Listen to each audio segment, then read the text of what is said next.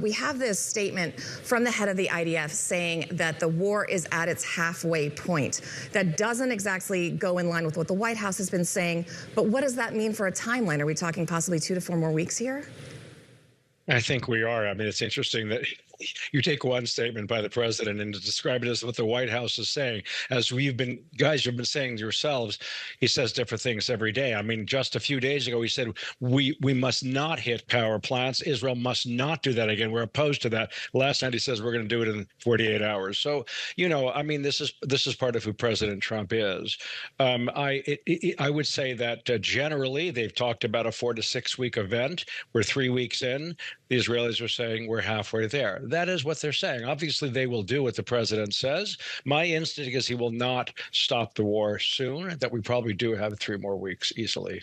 Skylar, pick up on that, if you would, the very good point that Ethan's making, which is, yes, the president is the commander-in-chief, the leader of the free world, all of that, but there is this chorus of discord among his advisors, and we've heard mixed messages from them and indeed from him himself. Totally. I mean, this is a striking change from Friday and what we were discussing yesterday. But I do think it plays in part a little bit to what we were getting at yesterday, in that the president really goes back and forth and sort of changes his mind. And he likes to keep people guessing. He was obviously saying that the war is winding down, and now he's hitting with a pretty intense threat.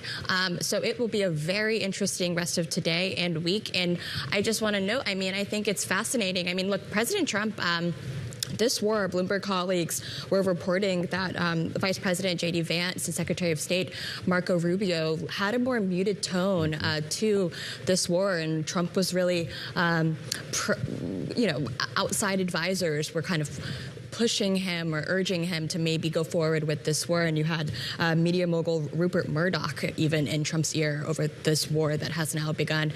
So it's very fascinating, which is, showing that Trump is really the deciding factor here. Obviously, he has advisors, national security advisors, but it's tricky because they can advise Trump all day long, but that doesn't mean that they're necessarily going to get in his ear and get him to change his mind.